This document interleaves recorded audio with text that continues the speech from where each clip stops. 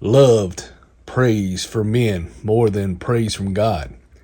Then Jesus cried out, "When a man believes in me, he does not believe in me only, but in the one who sent me. When he looks at me, he sees the one who sent me. I have come into the world as a light, so that no one who believes in me should stay in darkness. As for the person who hears my words but does not keep them, I do not judge him, for I did not come to judge the world, but to save it. There is a judge for the one who rejects me and does not accept my words. That very word which I spoke will condemn him at the last day. For I did not speak of my own accord, but the Father who sent me commanded me what to say and how to say it. I know that his command leads to eternal life. So whatever I say is just what the Father has told me to say." The private ministry were spoken in the upper room.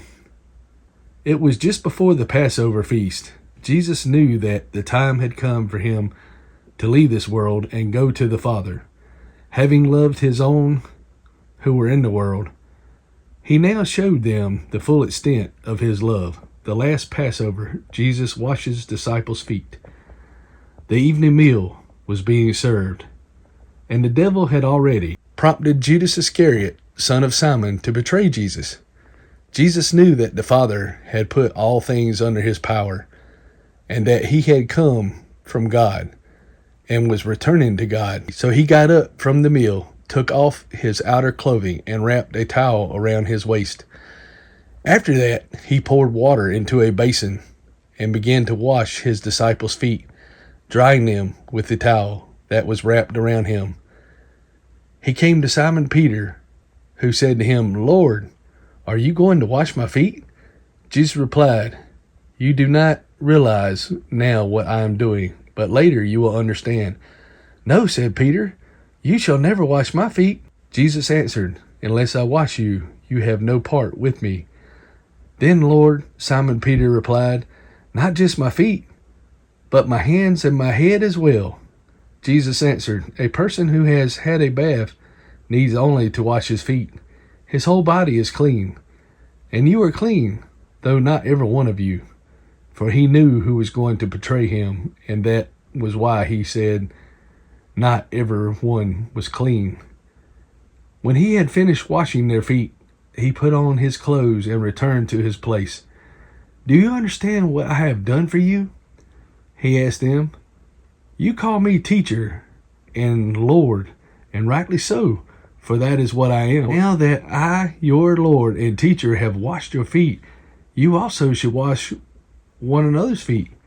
I have set you an example that you should do as I have done for you. I tell you the truth, no servant is greater than his master, nor is a..." For the order of all of the events on the night of the Passover supper, or he loved them to the last. The phrase "had a bath" and the word "wash" in this verse are translated from two different Greek words. The first is from the Greek loa and denotes complete ablution. Wash is from the Greek nipta, which is usual New Testament word for washing the hands or feet. The underlying imagery is of an Oriental returning from the public baths to his house. His feet would acquire defilement and require cleansing, but not his body. So the believer is cleansed as before the law from all sin once for all, but needs throughout his earthly life to bring his daily sins to the Father in confession, so that he may abide in unbroken fellowship with the Father and with the Son. The blood of Christ answers forever to all the law could say as to the believer's guilt, but he needs constant cleansing from the defilement of sin. Typically, the order of approach to the presence of God was first the bronze altar of sacrifice, then the basin of cleaning. See also the order in Exodus. Christ will not have communion with a defiled saint, but he can and will cleanse him.